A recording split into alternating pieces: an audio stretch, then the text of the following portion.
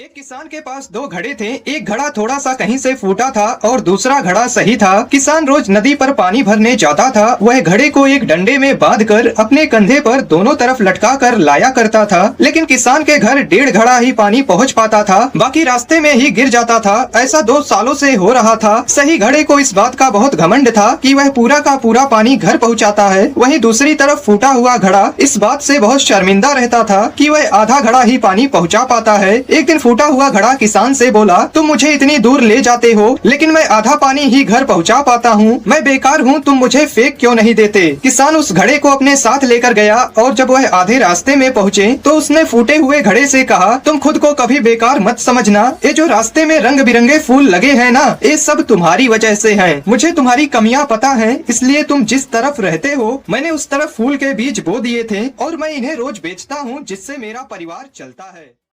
दोस्तों, एक कसाई के घर चूहा, कबूतर, मुर्गा और बकरा रहते थे। एक दिन कसाई चूहा पकड़ने के लिए एक चूहादानी ले आया। जब चूहे को यह बात पता चली तो वह भागा भागा कबूतर के पास गया और बोला, बहन मेरी मदद करो, कसाई चूहादानी लाया है, उस चूहेदानी को कहीं दूर फेंक आओ। कबूतर बोली, चूहेदानी से मुझे क्या खतरा, मैं क्यों फेंकूं। अब चूहा मुर्गे के पास गया। मुर्गा हंसकर बोला, ये तो मेरी समस्या नहीं है, तुझे खतरा है, तू जाकर फेंक। बेचारा चूहा दौड़ते हुए बकरे के पास गया। बकरा बोला, चूहेदानी में मैं थोड़ी फंसने वाला, मैं ऐसा बिल्कुल नहीं करूंगा। निराश होकर चूहा अपने बिल में चला गया। रात को अचानक खट की आवाज आई। कसाई की बीवी को लगा कि चूहा चूहेदानी में फंस गया है। वह चूहेदानी के पास जा रही थी, अचानक उसे सांप ने काट लिया। कसाई अपनी बीवी को वैद्य के पास ले गया। वैद्य बोला, इसे कबूतर का सूप पिलाओगे तो ठीक हो जाएगी। कसाई ने कबूतर का सूप बनाकर अपनी बीवी को पिला दिया। उसकी बीवी ठीक हो गई। कसाई ने अपनी बीवी के ठीक होने की खुशी में मुर्गे को काटा और खा गए। जब पड़ोसी को पता चला कि उनकी पत्नी ठीक हो गई है तो सब पार्टी मांगने घर आए और कसाई ने पार्टी में बकरा बनवा दिया। दोस्तों, यह वही कबूतर, मुर्गा और बकरा थे जो चूहे के मुसीबत के समय में उसका साथ देने के बजाय उसका मजाक उड़ा रहे थे, क्योंकि उन्हें सिर्फ यही लगता था कि यह सिर्फ चूहे की प्रॉब्लम है।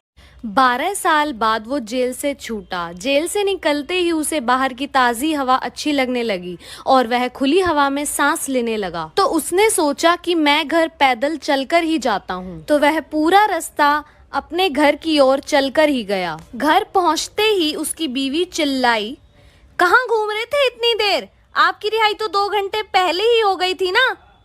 वो आदमी वापस जेल ही चला गया।